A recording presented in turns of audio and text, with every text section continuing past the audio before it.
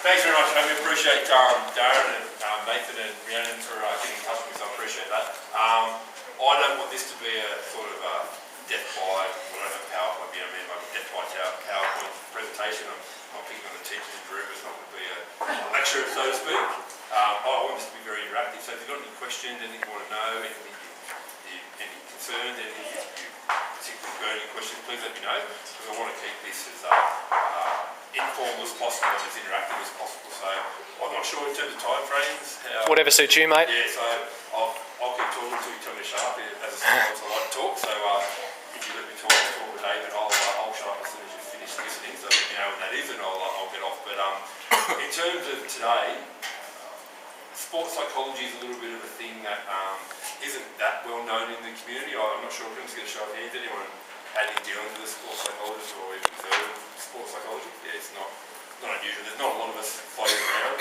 My background, I've got a master's in sports psych, so I've got all this sort of formal training, but a lot of what I've learned and things that I do with athletes and people like yourselves is things that I've picked up along the way. I think for anyone that's been here, you can appreciate it's pretty theory-based and pretty boring as all hell. It's not a real great place to get practical sort of skills in. So there's a lot of things I've learned along the way in terms of what's worked and what hasn't worked. So I'm not here to tell you what's what, but I just wanted to come along, give you a bit more information, particularly around amateur athletes like yourselves or people that are trying to get a little bit fitter and healthier. The skill sets that work for professional athletes work just as well for us as well. So it's not just sports psychology being something that is only for elite people. It's for people like ourselves as well that are trying to get a bit fitter and a bit healthier. So it's I'm not going to diagnose anyone. So if you're worried about anyone being diagnosed with any psychological issues, that's not what I'm here to do. I'm just here to give you a talk. And, if you want to talk to me afterwards, we can do that sort of thing. But for now, it's just about hanging out, spending a bit of time here, just trying to give you a bit more information. So I guess the brief I got was a few things around mental health and exercise.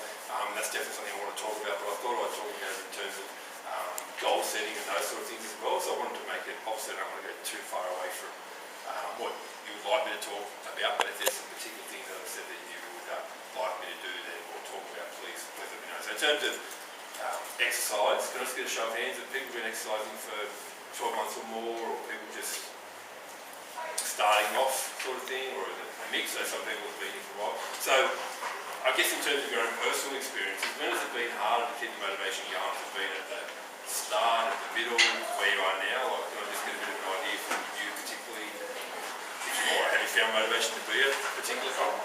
Personal things going on. Absolutely, it's tough, isn't it? Yeah, when you've got other things going on, it's really tough. And you appreciate that in your work life as well, when you're trying to go to work, you've got things going on at home, and in your personal life, it is very difficult, particularly with exercise. And you're right. So in terms of the impact of other people found that when they've got things going on outside of, especially if you've got family looking after or those sort of things, it's tough. Yes, yeah, that's a killer. Yeah, absolutely. Yes, it absolutely is. I appreciate that we've got a young family and you're looking after kids, and that's very tough. So how do you manage your motivations around those sort of things? Do you have you set goals or anything? Do you just take it a day by day sort of thing, or Day by day. Day by day? Yeah. Okay. Yeah. And especially if you've got group classes, you sort of feel a bit more inclined to attend. Absolutely, yes. Yeah.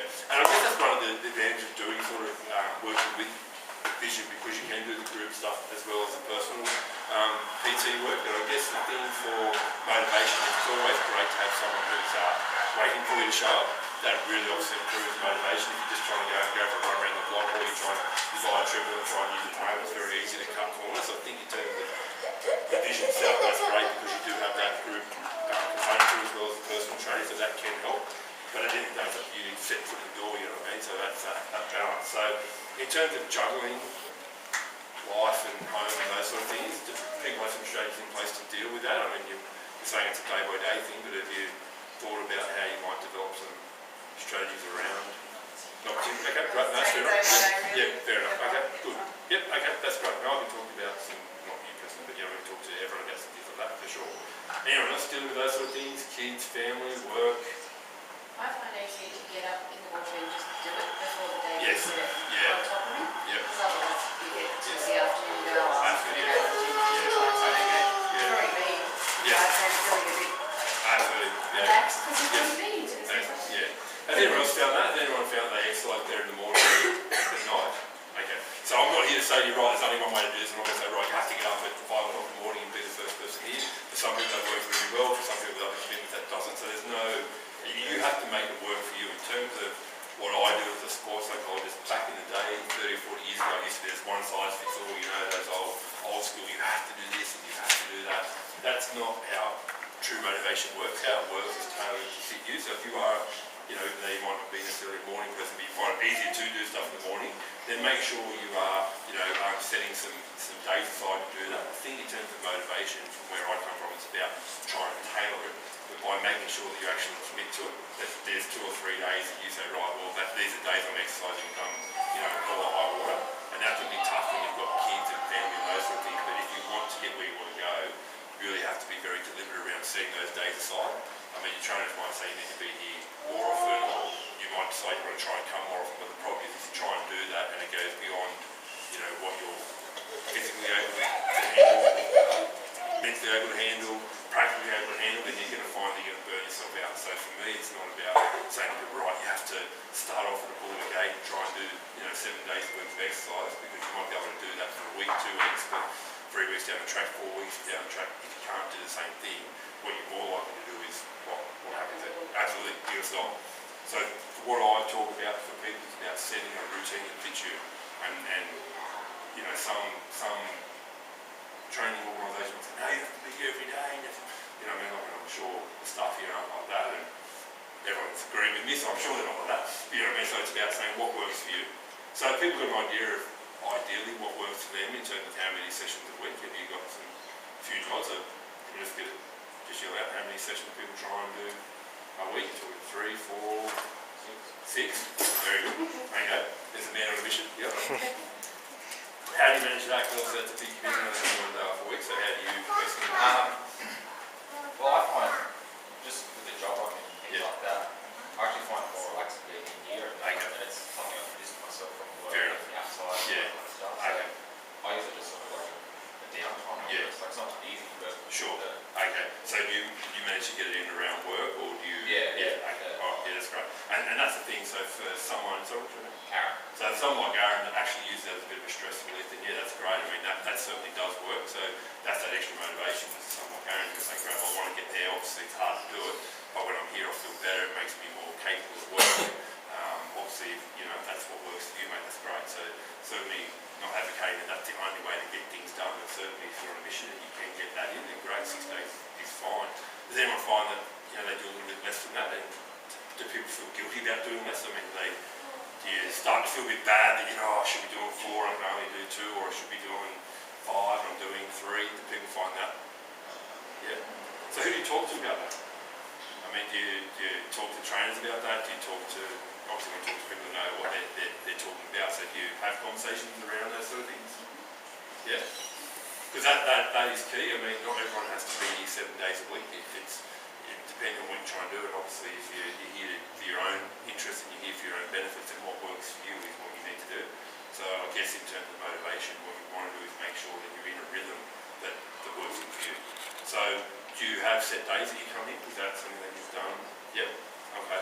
How hard is that to try and maintain those set days when you've got kids and work and other things happening? Is that hard to maintain? Okay. So what gets in the way? Guilt. Your life, sure, but you mean like, you know, we make time for I things. find I've got to a point now where if I go more than a day or 2 without doing it, I feel like physically like sluggish. Like so I feel like like so I need to do it. I feel like I'm going a week or something. But when I look at the time frame, it's only like a day. Half I was gone or something. So it's sort of so it's a big change. Absolutely. So in terms of those practical things, if you're going to commit to days and you've got other outside influences, you know, you've got partners, you've got kids, you've got other sort of things, do you talk to partners, family about what you're trying to do? Because obviously you need their help, so that's a big thing. So I guess if you talk practically in terms of motivation, it's making sure that other people understand what you're trying to do, so that, you know, you've committed to days and they're going to be there to support you. So have you had those conversations with people?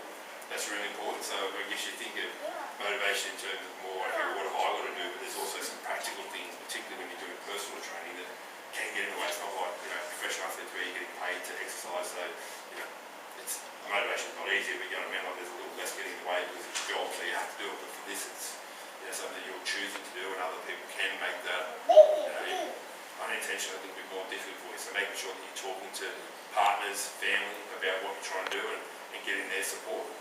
Making sure that you're not stretching the friendship. So, I guess you've got to take into account them as well. Is that particularly for mums in the room? I guess if you're relying on other people to, look after kids and do those sort of things, what you do, they can become quite jaded by it and say, well, you're out having fun and I'm looking after the kids, so I'm sure difficult to smile. So, You get to go out to the boys' house, my goal. Exactly right, yes, poor me. That's right.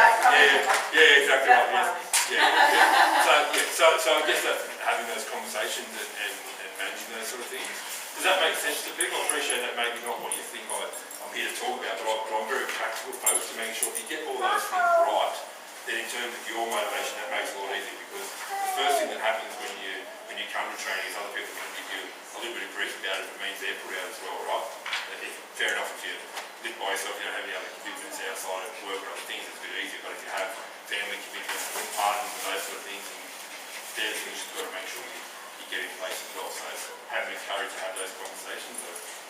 I do a bit of couples counselling as well, so if you need some work around that, let me know. We can do that next slide, but don't we? But in all sincerity, make sure you're having those conversations with people, because motivation is influenced by outside sources as well as it is internal.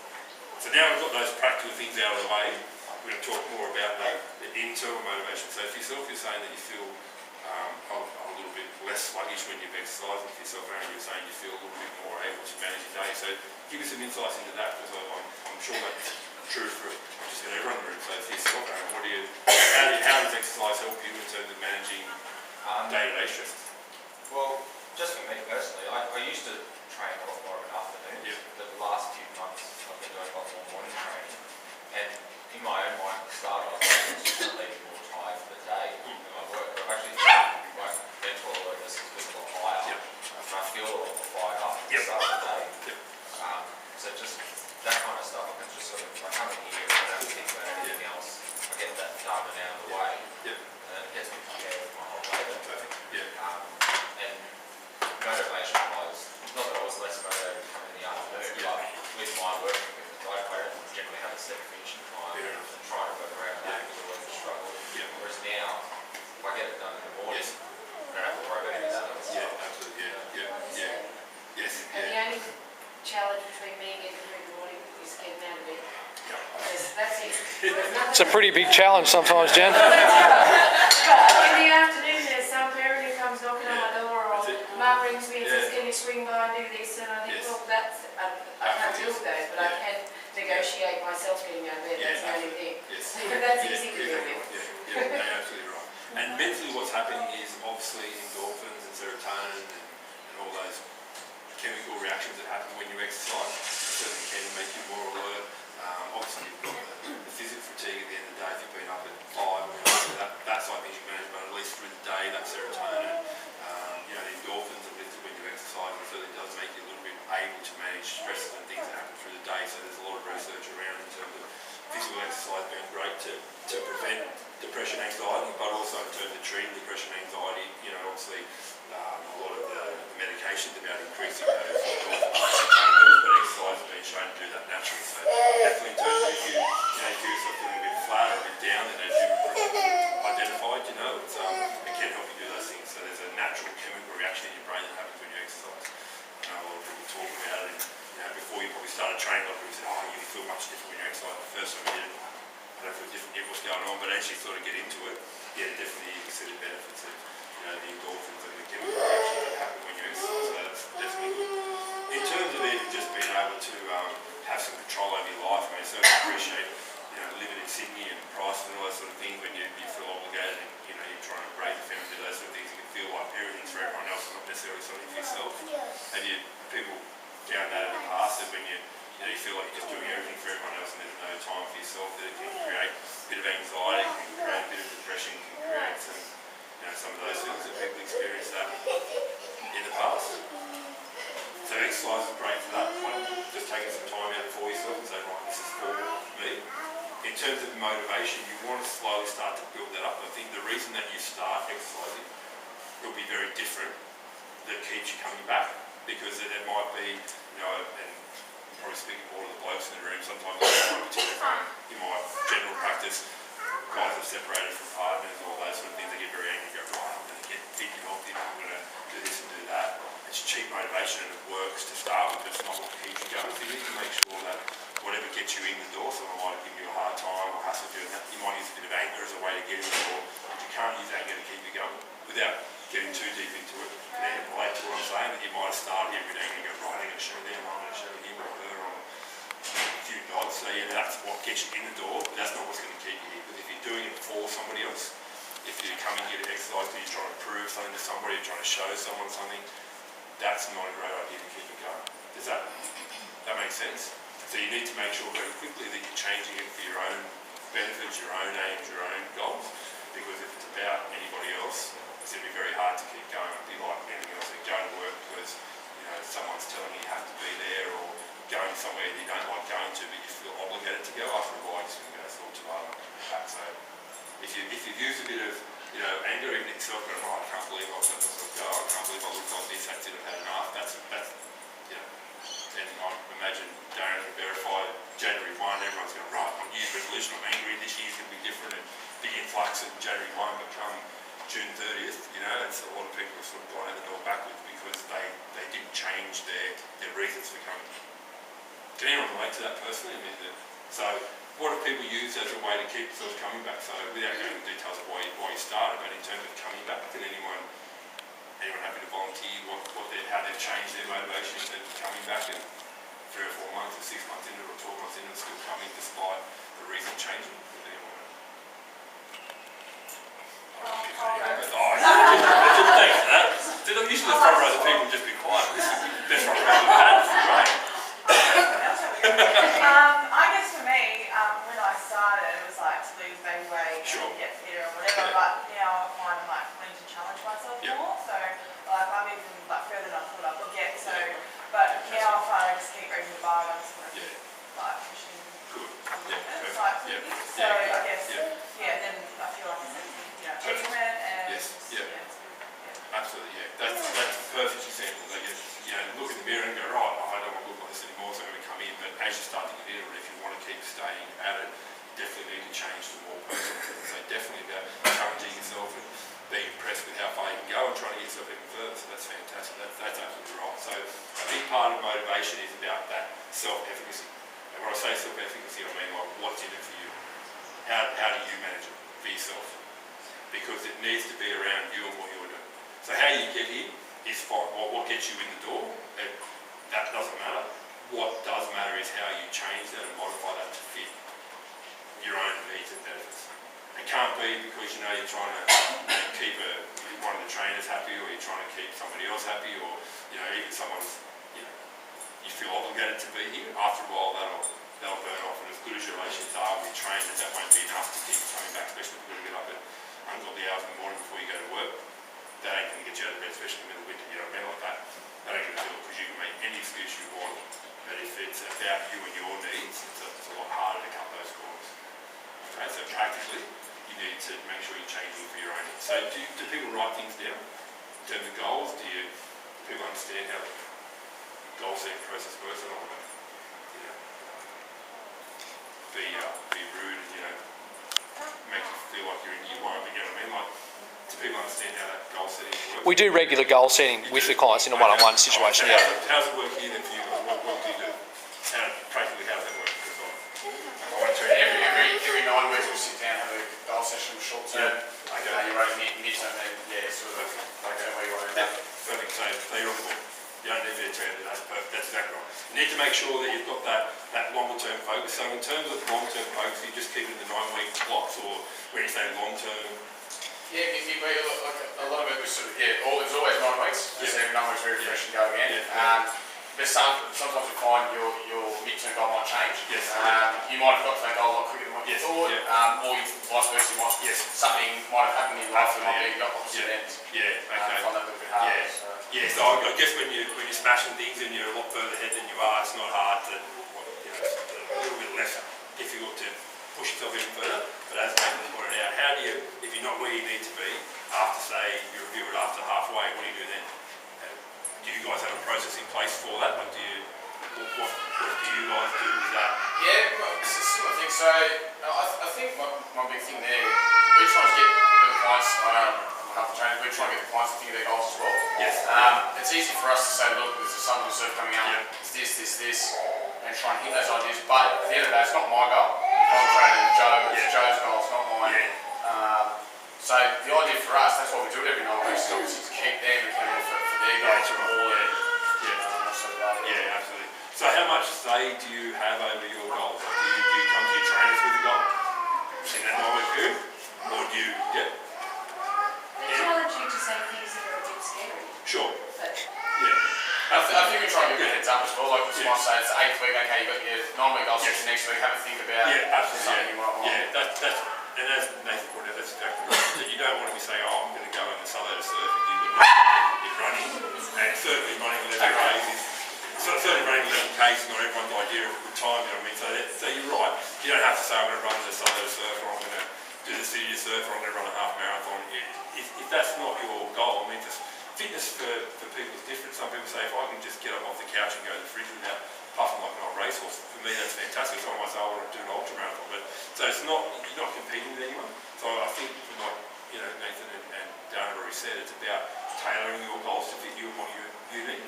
So if you feel like someone's forcing you or making you do something you don't want to do, obviously you want to push yourself. But if you feel like it's just not something that you're going to commit to, then absolutely have the courage to say, hey, this is not for me. I'm happy to go to this point, but running this other surf, I'm not interested in 11 Ks. I can run 5 Ks. I've never run 5 Ks in my life. I'll be happy with that, you know what I mean? So it's obviously working in with the trainers, but you've got to take ownership over that, because there's no point having a 9-week goal if 4 weeks into it it's like, I'm not interested. And so I think that probably happens more than it doesn't in terms of maybe you haven't bought into the goal in the first place. If people found that it was, you hadn't really bought into it. Yeah? So how do you have those conversations? Because that's a big part of motivation. It's your session as well, and it's obviously the trainers that can support you do what you want to do, and obviously they want to push you and encourage you, but how do you have those conversations? you meet with them half an hour every week. Yeah. So you just keep talking about it. Yeah, absolutely. It's about you taking ownership of your goals. If you're not, you're going to struggle. Doesn't matter if it's you go, yep, I want to, it sounds like a good idea running 11 Ks, yep, I'll do that. But halfway through you're like, no, I'm not interested. You're better off identifying that at the start and saying, hey, this is not for me. And then modify something in your training and say, listen, I honestly think you can get 11 Ks, you're already doing 6 Ks now, or I think if we just worked a bit harder, you could get that extra 4 or 5 Ks in. So it's about having honest conversation, but if you say, look, I've never run at all, and in 9 weeks you want me to run 11 Ks, I'm sure the trainers don't do that, but you know what I mean? Like if, they might say, okay, well, this time next year, let's aim for 11 Ks next year, that might be a bit more realistic for you. So yes, you want to have that good combination of pushing things, but you don't want to not have bought into your goal. Has anyone found that? Where the goal might have been a little bit beyond where you felt comfortable within reason? Has anyone found that? Yeah.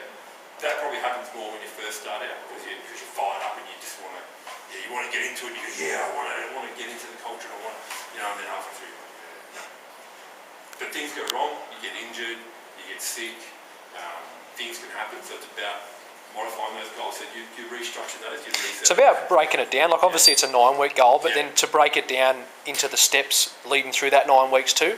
I mean, it shouldn't take to the 8th week to realise that we're not going to achieve it. That's right, obviously there's going to be signs there earlier than that. So then obviously you would have to reassess your goal and then set a new target so that you're still striving towards something. Absolutely, yeah. And I often talk about, setting your goals in sand, your plans in concrete, you know what I mean? So the plan always stays the same, but the goals might have to shift. So the plan is to get here 3 times a week, so that's concrete. There's no, like that is come hell or high water here, so that's what I mean. So the plan's in sand, the goal's in sand, but the plan's in concrete, because the plans can't change, you know what I mean? Like you're here 3 days a week, you're doing your stuff, you're doing your group session, whatever it is, but the goals might have to shift for a whole heap of reasons. You just, you physically didn't quite get to where you wanted to go. That is okay. It's not, people think, oh, I've set a goal and now it's just magically going to happen for me and I don't have to do too much, but you still have to do the work, and there's lots of reasons that can get in the way of you not achieving what you want to achieve.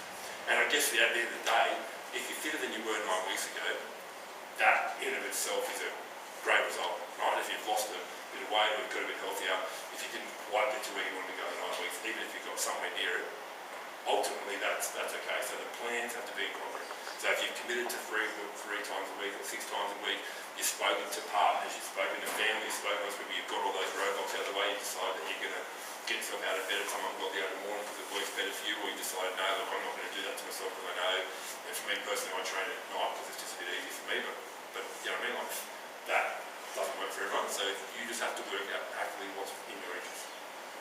But definitely making sure that those plans are concrete. They can't change. The goals, yes, they can shift, but as a whole agrees, in the middle of winter you get a flu for 2 weeks and you just, you know what I mean, like that. Those things have to be flexible within reason. Because if you don't, how motivated are you going to be to do the next 9-week challenge? Yes, you're not. You know, that was a waste of time and I set these goals and it was supposed to be great and it didn't work. It's about reflecting, understanding and having those conversations. It seems like my brief conversation with the trainers here, they seem pretty reasonable sort of people. It's not they're going to come down and say, no, you're just lazy. You know what I mean? Like, have the courage to have those conversations, but the plans have to be incorporated. They can't shift. Does that make sense? So if you own the goal, you own your part of it, you've cleared the decks in terms of other things that are going on, and you give yourself the best opportunity to get where you want to go. Okay? In terms of beyond the 9 weeks, like overall, do people think beyond that, or is the main focus just on the... No, we focus long term as well. Obviously, some people are close enough to it. Might be a weight goal or whatever it is, and then it might be a performance type goal every 9 weeks. But other people might have 50 kilos to lose, and that's not something they can focus on in 9 weeks. So it's dependent upon the individual, obviously. Yeah. Okay.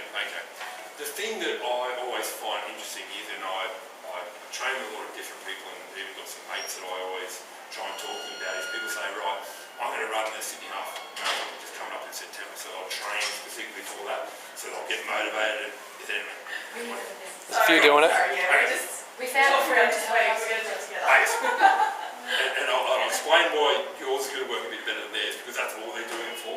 They aren't necessarily coming to somewhere like this. They aren't necessarily trying to, you know, change their lifestyle. They're just trying to go, right, I just want to run a half marathon so I can put it up on Facebook and my little day and go, yeah, I did it.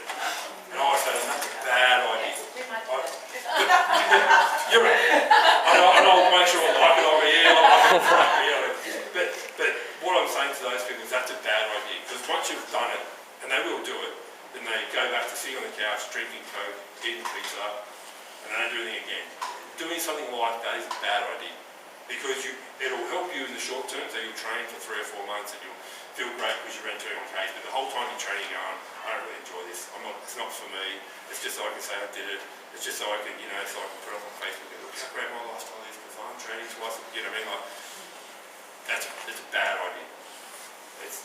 Sorry, just on that, like Facebook, social media, that sounds rude, you careful, but I find personally a lot of people do things just to put on social media. For example, someone might go to Sandhills, it might be there for 35 seconds, knows the deal, probably work out, put it on Facebook, so they feel better. Exactly. So how do you break that out of someone's mind?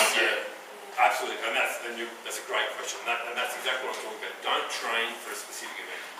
Make it as part of your training. So if you're regularly committing to coming here, make that an extension goal. So you go, I've never run 5k, 11, 21k. So for that, absolutely, and that'll stop it. Because if you're genuinely trying to train as an add-on, then you won't rock up the sand hills, put the toe in the sand, take a photo of your sandy shoe, you know what I mean? So I did it. You actually go, no, I'm going to the sand hills because I know it's part of my lifestyle now, it's part of who I want to be.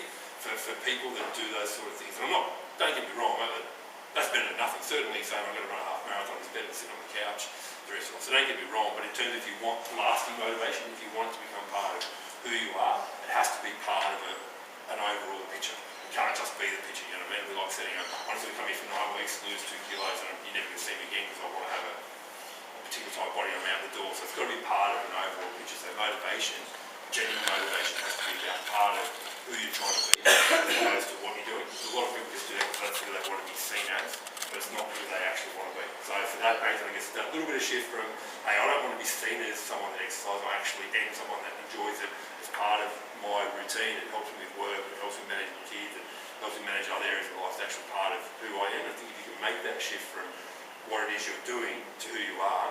You may not always enjoy those tougher sessions, but you know it's part of you as a person, not just so you can stick up on Facebook and show your day and say, yeah, I did that once. You don't want to say I just did that once, you know what I mean? Like, that's not how lasting motivation works. You know that for the rest of your life, you say, right, I'm just going to rock up and do one day's work and say, yeah, I worked once. And now I don't want to work, you know what I mean? Like, people treat exercise and say, yeah, I did that once. That's not, I don't know, I think that's what Vision's trying to promote. It's about just changing your lifestyle, but not to a point where you feel obligated to come here 7 days a week, 24 hours a day. That doesn't work either. Because it's got to be, and I talk a lot to people about, if you can't do tomorrow what you did today, you've done too much. Obviously, if you're trying to do strength-based training, you know, a bit different, but you know what I mean, like if you physically can't do today or tomorrow what you did today, then you've done too much. You want to make it so that, hey, I could, if I had to come here 7 days a week, I could.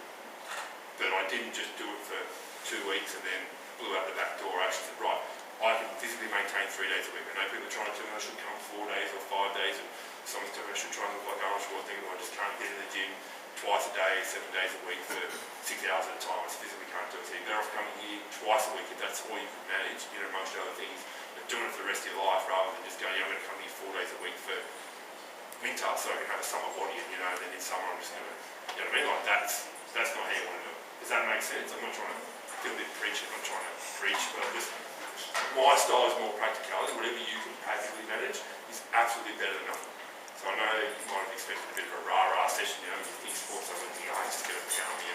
That's not what I do. It's about being practical. Because I'd much rather people say, hey Joel, that was great because I've committed to 2 days a week and that works for me in my lifestyle, and I've done that every week for the last 10 years.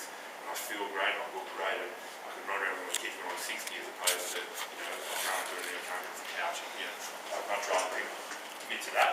So I'm going to, just the next 12 months I'm going to train for an ultramarathon, I'm going to flog myself, and then after that I'm going to turn into, you know, someone unfit, unreal thing I'm never doing it again. Does that make sense? So it sounds like for the 9-week stuff is great, making sure that's part of an overall process. And I think when you get someone here for the first time, you spend a lot of time trying to work out what it is that's motivating. Got to find their motivators, yeah. And be careful that if someone's here because they're angry, just identifying that early and saying, okay, well, that's great, because that's going to get you in the door for about a week. But once that burns off, you're going to go, you're never going to see them again. So that's how people start off, and make sure you change that to, okay, well, how are you going to own it?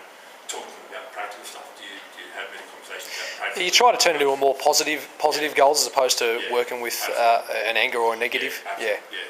And so for those things, it's about people just saying they've done something as opposed to actually doing something. Challenging them to make it about who they are as opposed to what they're doing. Yeah, I think what's important as well is making sure that your 9-week goal is not your end goal. Absolutely, yes. A lot of people have set sort of goals saying, look, and they're really happy they got that 9, but we have 2 big 9-week challenges a year. A lot of people go really well through it, get some great results, but that's seen in their head to be their end result. Then the next maybe 3 weeks after, that's right.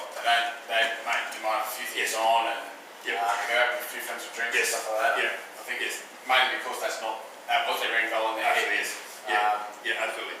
And even during those 9-week periods, if that's how you're breaking it down, being careful that you're not going so far out of what you would normally do that when you do stop, you binge.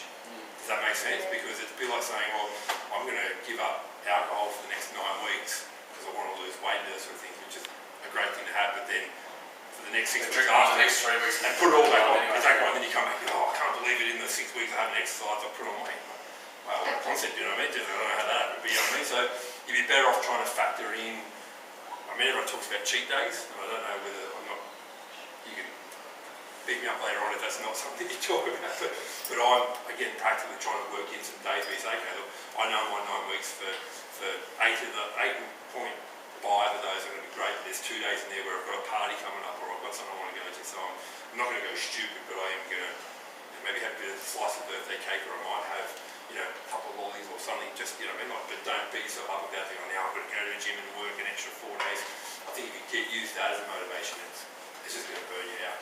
So you've got to try and, do you have conversations around that? Like, you know? We also find if you can incorporate an amount of flexibility within your diet to begin with, you don't need that so much because you're eating what you want anyway. Obviously, to an extent, you can't go and eat rubbish all the time, but incorporating what you'd like to eat into what would be your macronutrients, so to speak, then it prevents the real urge to go and binge. Yes, exactly. So it's better to be a sustainable diet and exercise program, obviously, Because people are going to say, I'm so good and I clean ate for 9 weeks and didn't touch anything, and then when they finish that, they go back and just smash themselves on things they shouldn't be doing. So you're better off saying, okay, well, I'm not going to cook a meal for me that's got this, and for my family to cook this. It just reinforces all those things that you're not trying to do. You're trying to make it about part of who you are. So you're better off helping the whole family eat a little bit better. I'm not a dietitian by any stretch, but you don't need to do so many extreme things for 9 weeks that everyone becomes a little bit jaded. He's doing all he's doing is talking about how he didn't touch this and didn't touch it. He looked at me sideways because I had a packet of chips, and it's like people that give up anything and then go to the extreme and beat other people up because they're still doing it. You want to strike that balance, and as Darren's talking about, strike that balance. Yeah, if you just change a few little things, that's okay because you're exercising, you're doing a bit more unless you're trying to become a size 0 person. You don't need to go to extremes. Just keep it within reason because that's going to be sustainable. But what I'm big on is talking about sustainability. That again, what you've done today, if you are good tomorrow, if you can't, or you feel guilty because you had one bad day, that's not great motivation to go, I feel really good because I woke up this morning, or I'm going to give it to myself because I had a bad day yesterday. That's not what it's about. That motivation doesn't last because it's not sustainable. We all enjoy our little bits of chocolate or everyone's got their own thing. As long as you're just doing it within reason and you're exercising consistently, that's okay. One thing I find challenging is if you have one of those days, I do beat myself up about it, and then sometimes that one day turns into 2 days. Yeah. How do you get yourself out of that? And I appreciate your honesty because that's exactly what happens. That's exactly what happens. You go, I really disappoint myself, and then I'm like, I'll blow it now. Absolutely. Yes. And I see Daz on Monday morning, so that's helpful because he usually can. Yeah. So what you want to do is don't think of it as in terms of when I'm exercising and I'm healthy and fit, I can't do anything that's against that. Anything that anything that's against my healthy lifestyle, I feel bad if I let it go. You've got to learn how to just back in this. It's okay to have one day out of 2 weeks or every now and again. Talk to your trainers about that, but one day doesn't have to turn into, I feel bad now because I've let myself down, I've let my trainers down, I've let everyone. That's not what's happened. Back in the day I did a lot with drug and alcohol, doing rehab and detox, and what I talk to people about, a lapse doesn't have to become a relapse.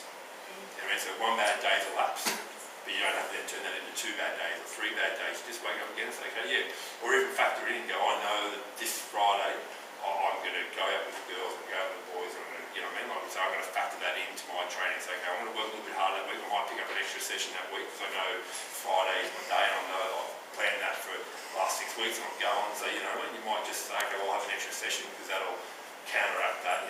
You don't have to wake up and go, I feel bad, I'm a bad person. No, not at all. It was a lapse. If it wasn't planned, obviously just say, okay, well, yesterday was a lapse. I've done it, but today I'm just going to get back on the horse. I'm not going to beat myself up. I'm not going to either throw it out the window or go and train the next 3 weeks twice harder than I normally would do, and then go in and out again. That's what you need to do. So I say one good day of eating doesn't make you a healthy person, but one bad day of eating doesn't make you a bad person. Yep, perfect. There you go. That's a great answer. That's a perfect answer. You're right. Absolutely, perfect. That's a great answer. I was just going to say what I used to say to myself is it's not about what I've done yesterday, I had a bad day, it's about what I do now. Yes. And that just switched my mind into, okay, yes. you should together right now. Absolutely, yes. And they're exactly right. It's about controlling what's in front of you. Absolutely, you're right. So it's a very common thing. You're not alone. There's not a person that hasn't set their goals to lose weight or get fit and healthy that hasn't had a bad day and beat themselves up and turn that into a bad week or a bad couple of weeks. So you're not alone, but exactly has been said, just saying, okay, well that was yesterday, and just because I ate bad yesterday, I can get back up and do it again today. I'm just going to get back on track. I think that's a big thing too. Everyone sort of thinks they're the only person that ever does it, and they all say it. They all say, I must be the only one that does it, and they're not. It's hard to explain that to them, but everyone does it. Whether it be a client or a trainer or Joe Blogs on the street, we all have a bad day or a bad moment. Absolutely, you're right. So it's, I suppose, recognising that you're not the worst person in the world because you did it. You're exactly right. Because what will happen is that will make life more difficult for you because you either stop or you'll start doing things that you can't sustain. It becomes harder to maintain. You know what I mean? So as Darren said, you're not the only person. There's not a person here that hasn't said, yeah, I'm going to go to the gym tomorrow. No, I'm not too hard, I'm not going. I mean, it happens. But as been said, one bad day won't define you, but a bad week will, a bad month will, a bad 10 years will define you quite quickly. But one day won't. As been said, just because you come here once doesn't make you a legend. Just because you didn't come here one day doesn't make you a dunce, you know what I mean? Like it's just being easy on yourselves. I think people get motivation wrong. They think, oh, I have to be inspired and motivated every day. And you think of Anthony Robbins and every day apparently is the world's greatest day. He never has a bad day apparently, but he does. I'm sure he does, you know what I mean? So you're allowed to have a bad day. Just don't turn that into a bad couple of days or a bad week, or don't use that as a reason to stop. Because it's much easier, and I'll be very honest, motivation to do something that goes against the grain, so to speak, when you first start. It's a lot easier not to do it than to do it. But if you make it about a part of who you are and say, right, who I am, who I want to be, is someone that looks after their own health. And that doesn't mean 24 hours, 7 days a week, and all I do is eat, breathe, sleep, health and fitness. That means that within reason and within my limits with family and friends and commitments that, you know, there's only so much I can do. I mean, I'm sure people go to work and some people work and work. You've got no commitments, all they do is work, you know, 24/7, and, you know, they're or you've got bosses saying, you should just be here all the time, and, you know what I mean? Like, but the reality is we've all got other commitments, we've all got other things getting in the way, and it's a matter of just trying to factor those things in. So motivation isn't about the extremes, it's about sustainability. So if you get nothing else out of today, what I'm talking about is it being sustainable, whether that's 2 days a week, 3 days a week, 6 days a week, whatever it is, sustainable. But it doesn't have to be each day, every day. Just try and do one little thing better. That to me is key. That if you used to be able to run a K and 9 weeks down the track you can run 5 Ks, happy day. If you used to be able to lift 5 kilos and 3 weeks later you can lift 6 kilos, happy day. It's just about trying to, each day, just make it a little bit better than the day before. And if it wasn't, don't beat yourself up and say, oh, 6 weeks ago I was much further ahead than what I am now, but you know, you're not factoring in the knee injury you had, or you've been sick, or life got in the way, as it does. You can always come back, but if you stop, there's no hope. I could keep going, but I'll appreciate it. I've talked for a while. Anyone got any questions? Yeah, any questions or anything you want to ask? I'll be around for a while if you want to ask me one-on-one. I'm happy to do that. Just quickly, do you, with your clients that you see, Yes. do you often prescribe or suggest exercise as means of relieving symptoms of whatever they're going through? I do, Yeah, okay. Yeah, I do. For depression and anxiety, there's a lot of research around, because as psychologists we don't prescribe medication. A lot of people say, what's the difference between a psychiatrist and a psychologist? Psychiatrists are medically trained, so they'll go through their undergrad in medicine, and then when they specialise they'll become psychiatrists, or they become GPs or back surgeons, you know. So psychiatrists do prescribe medication. They come from a very medical model where it says, right, here's a tablet. This tablet will fix depression, this tablet fixes this. So whereas psychologists are more behaviour based, so we look at, in terms of therapy, we'll talk about recent things that happened and, you know, what's happened in your past and how you've learned and thought those things. But for us, a big part of that is natural therapies, and exercise is a big one. As I said, serotonin, endorphin levels, it's just tough to get people started, but once they get going, so it's a matter of trying to find the right people around. I mean, some trainers just want to flog people from the start, which, especially I deal with, you know, clinically obese people, that's just a bad idea. So so working with them, but yeah, definitely going, yeah, exercise is fantastic. So if you're feeling a bit flat, I mean, as you both pointed out, when you feel a bit flat from exercise, you just feel those natural endorphins, and obviously it helps with stress management and all those sort of things. So yeah, going, yeah, exercise, big part of treating depression and anxiety. Just because even just going for a walk, you know, Yeah. we're going to say, going for a 20-minute walk, it's just that opportunity. Just walking is really great, it gives you a chance to reflect and think and come up with some ideas. So yeah, exercise is very good in dealing with mental stuff. Yeah. Anybody else? Any questions? Mate, thanks a lot for that. That was awesome. We really appreciate that. Thanks for that. If we can give him a quick round of applause, guys, that'd be great. My details are there. Happy to, you know, if you want to field any questions, you can shoot me an email, give me a call. No problems at all. I've got a practice down in Miranda, so if you practically physically want to come down and see me, you can do that. Otherwise, yeah, shoot me an email, I'll give you a call. Got a Facebook page there as well, so look that up and put some stuff up. That's how Miranda found me. So yeah, if you want to connect socially on social media, happy to do that. If you've got any questions,